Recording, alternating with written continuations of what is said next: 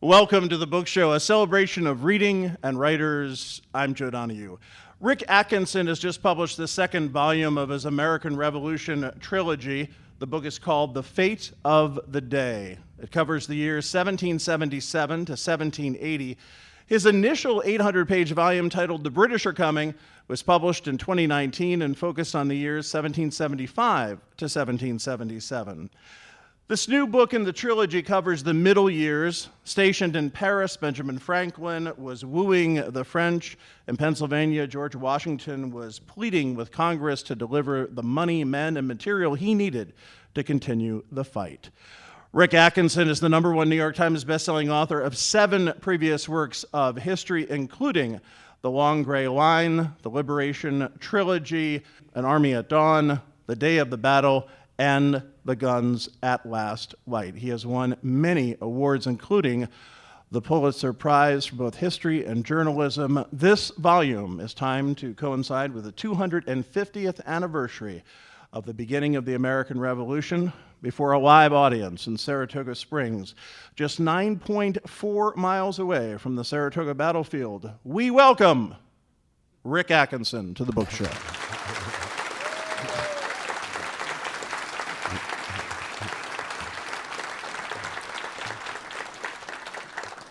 A great pleasure to have you on the program. Thank you, Joe. Thanks for having me. I'm wondering at what point in the process you decided or knew that this was going to be a trilogy? Right from the beginning. I'd written a trilogy about the American role in the liberation of Europe in World War II. That book cleaved naturally into 3 theaters: North Africa, Sicily and Italy, and then Western Europe. As I was finishing that book, before it was published, in fact, thinking about what to do next, the obvious thing would have been to pivot to the Pacific and do for that theater what I'd done for the Mediterranean and Europe. I didn't have the heart for it, to be honest with you. And I began contemplating what else to do. I thought about Jack London's advice that a writer ought not sit back and wait for inspiration, but ought to light out after it with a club. So I took my club, and what I found was the revolution, which I've been fascinated by since I was a kid. And right from the beginning, I saw it essentially as a 3-volume story. That's just the way I see the story cleaving naturally, narratively. And once you have that, my God, you have a pretty impressive cast of characters to deal with, don't you? Yes, yeah, and it's one of the great pleasures of writing about that era. The cast of characters is beyond the capacity of any novelist's imagination. Tolstoy couldn't come up with this group. And it ranges from Benedict Arnold, whom I've been interested in since I was an 8th grader at George S. Patton Junior High School in Fort Leavenworth, Kansas. My father was an Army officer. And I discovered Benedict Arnold then, and I thought, well, this guy has some issues. And it turns out he's the best tactical commander on either side the first 2 years of the war. A man born to lead other men in the dark of night. And then it goes from there. I spend a lot of time on the other side of the hill trying to understand George III, your last king, and Lord North, his prime minister, and Lord Sandwich, the head of the Admiralty, and why they're waging war against their own people for 8 years, as it turns out, across 3,000 miles of open ocean in the age of sail. So that's a wonderful cast. And then, of course, George Washington is the long pole in the tent. He's the inescapable man. He's the fellow that it all rides on. And, I think I see him pretty well as a general and as a man. I see that he's got feet of clay like all of us. I see that he's not a particularly good tactician. He's got a molten temper. He feels sorry for himself on more than one occasion, and yet he's got capacities that are extraordinarily important to ultimately winning our independence. So yes, it's a vast cast, and it gets bigger and bigger because the war gets bigger. We go from this brush fire on the edge of the civilized world, an insurrection against the British Empire, and in this book it becomes a global war. It's fought on 4 continents and the 7 seas, The French are going to come into it. The Spanish are going to come into it. Eventually, the Dutch are going to come into it. It becomes not only an existential war for us meaning Americans, looking for our independence, it's existential for the British because they're facing a whole continent full of enemies, and they are alone. They're by themselves. They have no allies other than tiny Portugal. So yeah, it's a wonderful canvas to paint on. You write in the book, the conflict had metastasized into something far bigger, bloodier, and more pretentious than a revolt by disgruntled provincials. And we start to see that in this volume. The game, when this book opens in the spring of 1777, and it opens in Versailles. And it opens in Versailles, where the first person you meet is Marie Antoinette, the Queen of France, known around the French court as Madame Deficit. And I'm introducing her and her husband, Louis XVI, because the game for the Americans at this point is to persuade the French, a Roman Catholic absolute monarchy, that it's in the best interest of the French to come into the war wholehearted, with both feet, on behalf of Protestant wannabe Republicans intent on insurrection against their lawful monarch. That's a heavy lift diplomatically. And the guy responsible for making that happen is Benjamin Franklin, who has arrived in France. He's a septuagenarian at this point. He's arrived in France in December 1776, and his job is to persuade Louis and the French court, including the French foreign minister, whose name is Vergennes, that they ought not just be giving us clandestine arms, munition shipments, and so on in secret, but they need to provide an army and a navy. Franklin is our first and greatest diplomat, and he makes this happen. And when that happens, those two battles at Saratoga happen, that persuades the king and his ministers that the Americans are capable of doing this. And they agree to Franklin's request for formal treaties, formal assistance, big time. We don't win independence in 1783 without the French. And one of the things that Franklin teaches us is that the best team usually wins. We know this from both world wars. We know it from throughout our history. In the Revolution, we had the best team. And we ought to remember that the next time we're giving a thumb in the eye to our closest friends. We're going to need those friends.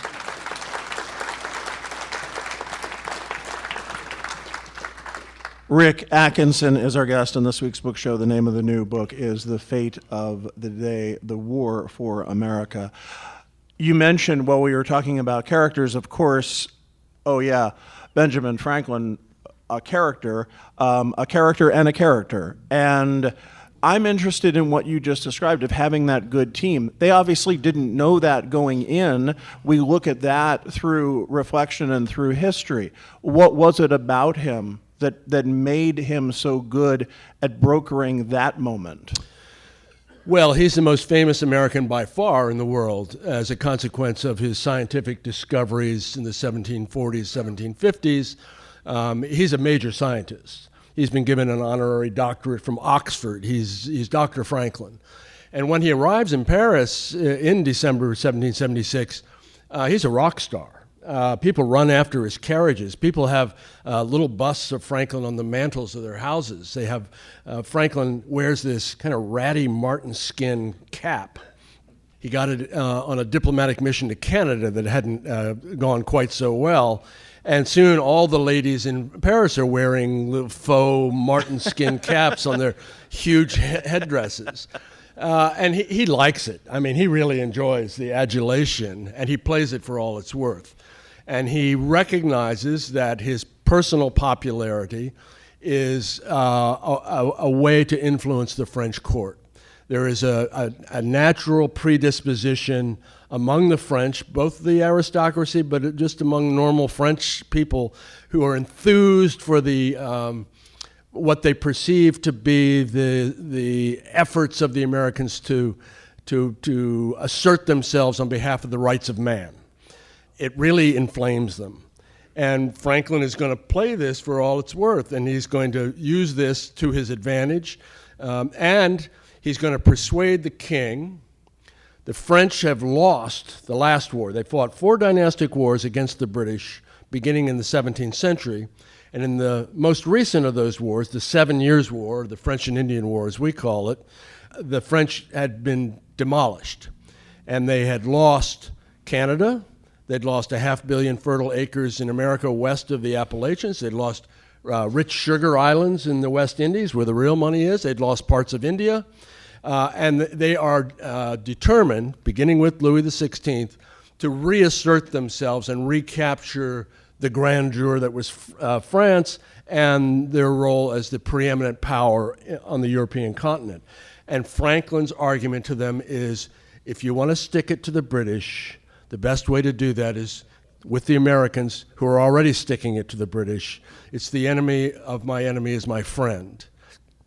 This is a very persuasive argument. Turns out to be quite correct. And the French make the decision that it's in their national interest, it's in their imperial interest to come into the war full bore. You spoke of where the book begins. You frame the book with 2 British victories, one at New York's Fort Ticonderoga to our north, and also in Charleston, South Carolina, which is 3 years later. So give us an idea of that window, basically bringing us even from France to then where we are in Fort Ticonderoga. Yeah, Joe. I mean, the book opens with the British sending an army out of Canada. They call it the Canada Army. It's under General John Burgoyne. They're coming down Lake Champlain. You all know the terrain here quite well. And the intent is to get into the Hudson River Valley and to come as far south, at least as Albany, and maybe all the way to New York, so that they can cleave the New England colonies away from the mid-Atlantic colonies. This is not a bad plan. And the 8,000 German and British troops come down Lake Champlain. They rout the garrison that's at Ticonderoga. There's a bloody battle fought at Hubbardton. And they're in the Hudson River Valley. They arrive at Fort Edward. This is in the midsummer of 1777. And they start south. The only problem with the plan is the main British army is in New York under General William Howe. And the original plan had been for Howe to move north up the Hudson and meet Burgoyne, perhaps in Albany, and seal off New England, where the troublemakers are headquartered. And Howe decides he's going to go the other direction. He goes 180 degrees the other way. He decides that Philadelphia is where the war is to be won. And so, and who is adjudicating these conflicting visions? In London, no one, as it turns out. The plans are presented to Lord George Germain, a former British general, who is the American secretary. He's the Robert McNamara of the war. He's directing the war from London. And he basically signs off on both plans. It's strategically incomprehensible. As Burgoyne comes farther and farther south, his lines of communication, his supply lines, which go all the way back to Montreal, get thinner and thinner and thinner. And he's very hard up for fodder for his horses. 4,000 horses will eat 20,000 tons of hay and oats a year. That's a lot of hay and oats. And he can't gather it in the Hudson River Valley, can't gather it from around here, because every time they try, they get ambushed. He sends a detachment, mostly of Germans, off to Bennington, because he knows that there are horses and food and fodder there, and they get hammered. That whole detachment is destroyed at Bennington. So he finds himself, Burgoyne does, at the end of a very long supply line, increasingly desperate. He doesn't know where Howe is, and then he figures out that Howe has actually gone in the other direction. He's hoping that maybe he'll get some help from the residual forces in New York. That's not going to happen. What happens is 2 battles at Saratoga, one in September, one in October 1777. The first is kind of a draw. The British hold the ground at the end of the day, and they can claim victory if they want. The second one is an absolute defeat for the British, and they're trapped there at Saratoga. They're surrounded, and all 8,000 of those troops who have come out of Canada are going to be destroyed, either killed or captured. Most of them are going to end up initially in prison camps outside of Boston, and then they're going to be marched all the way to Charlottesville. That's a long way in the winter. And they're going there because the Americans want them out of reach of British raiders. And many of them are going to spend the rest of the war in Charlottesville. So this is the dynamic of what's happening on the battlefield here that affects the dynamic of what's happening in Europe, particularly in Paris and Versailles. I'm certainly not going to ask you to summarize your 800-page first volume. However, what's interesting is bringing us to 1777. The British throughout this time are trying to find their footing once again, right? They're right. trying to. A dent has been made, and they are trying to get back on track. Correct. Yes, they're trying to find their footing right from the first gunshots on April 19, 1775, at Lexington and Concord, and they never do really find their footing. They're false dawns for them, and they go through a sequence of strategic plans. And none of them are really going to be successful for them. So they decide, after the fiasco of Burgoyne's army being destroyed at Saratoga and Howe taking Philadelphia, but who cares? Congress, as usual, they hear gunshots and they run. The first time they've gone to Baltimore, this time they go to York. You capture Philadelphia, it's a nice place to spend the winter. Washington and his army are spending the winter 20 miles west of Philadelphia under very difficult conditions at Valley Forge. But Philadelphia is, it doesn't matter. It's not like capturing Berlin. And so the British then come up with a plan that is the so-called Southern strategy. They believe there are a number of strategic misconceptions the British have. One of them is that of the 2.5 million Americans in the 13 colonies when the war begins, 500,000 of them are enslaved blacks. So of the 2 million white Americans, a majority of them are actually loyalists, that they are secret patriots, that there's this residual American aspiration to remain part of the British Empire, and that all the British need to do is to somehow tap that and unleash it. That's wrong. It's a fatal misconception.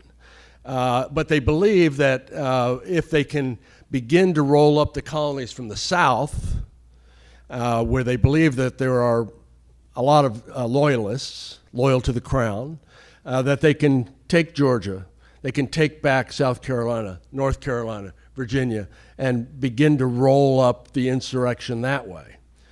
It doesn't work.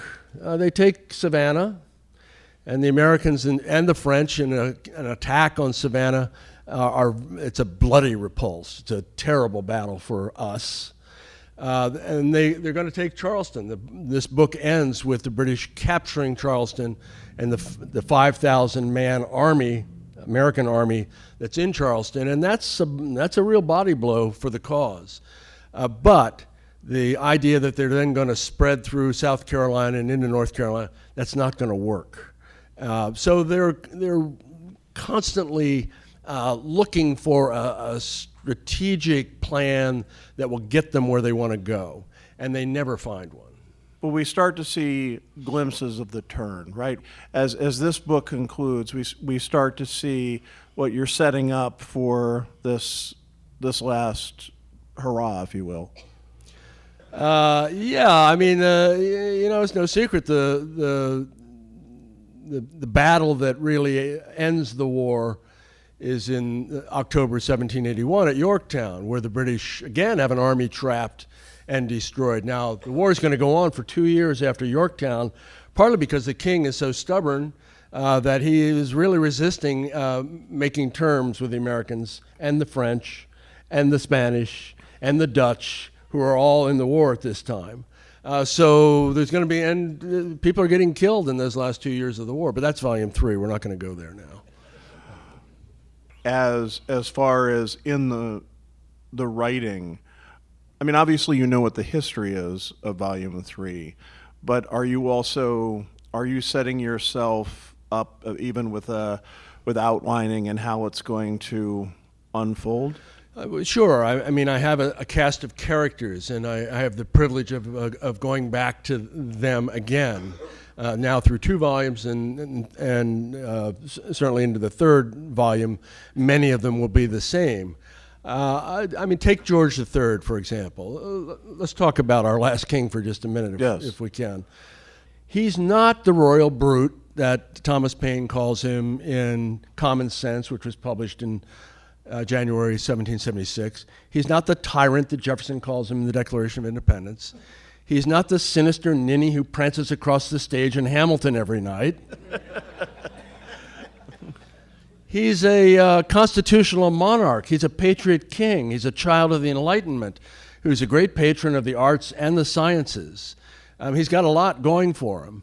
I've spent a lot of time with him now, partly thanks to Queen Elizabeth II. In late 2015, the Queen, then still alive obviously, opened up to outside scrutiny the Georgian papers, which she owns as a project to digitize and catalog the papers of all 4 Georges who became king in the 18th and 19th centuries. And I was among the first allowed in to take a look for a whole month. It was April of 2016 in Windsor, which is 20 miles west of London. And every day I would show my badge at the Henry VIII gate to get into the castle, and then my badge again at the Norman gate, and I would climb 102 stone steps and 21 wooden stairs to the garret of the Round Tower begun by William the Conqueror in the 11th century. And there are the papers.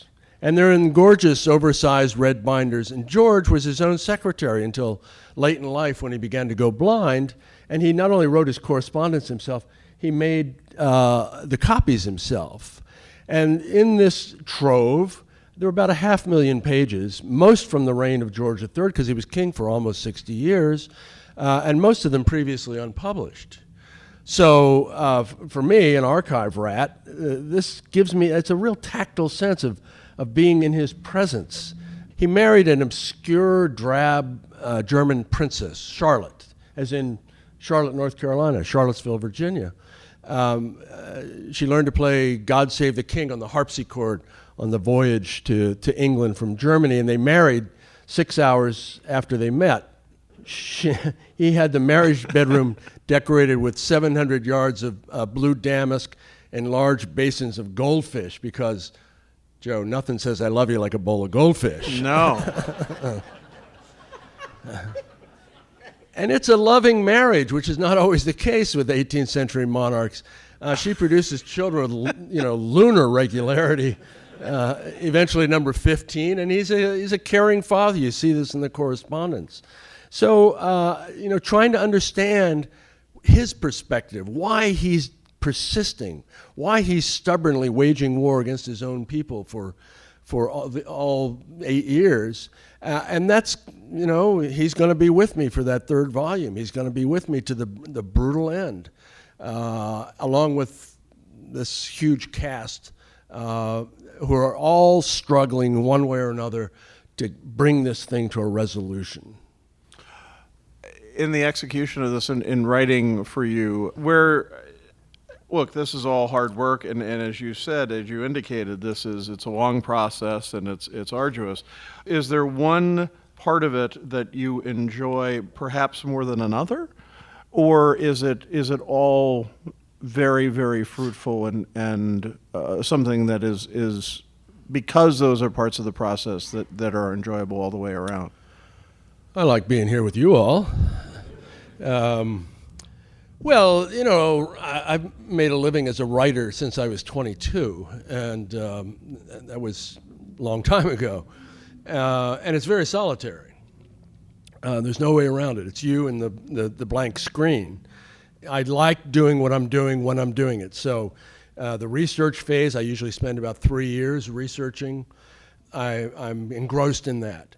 And then I put a mark on the wall on the calendar and I say, okay, that's it. I'm going to stop there. You can wander into the woods and never wander out. And then it's time to start putting it together. And I then spend 6 to 8 months building a huge outline of what I've gathered in terms of materials and how it fits together in the book. And I'm an old newspaper man, so I type fast, and I write about 1,000 words a day. And this book is 260,000 words, so if you're writing 1,000 words a day, you can get that done in about a year. And I enjoy doing that because that's the creative part of it. That's where I am trying to turn history into art, frankly. I have high aspirations for what I'm doing. But then when I'm finished, I'm happy to be out to, talk to people about it. What makes the history art? My ambition is, first of all, to bring back the dead. I think that's what every narrative writer is trying to do who's writing about things historically. David McCullough had a wonderful phrase, the great biographer, that in good narrative writing, there's no such thing as a foreseeable future. And I want the reader not to know what's going to happen, even though you know what's going to happen. We're here, we're independent, but I want the reader's imagination to be empowered.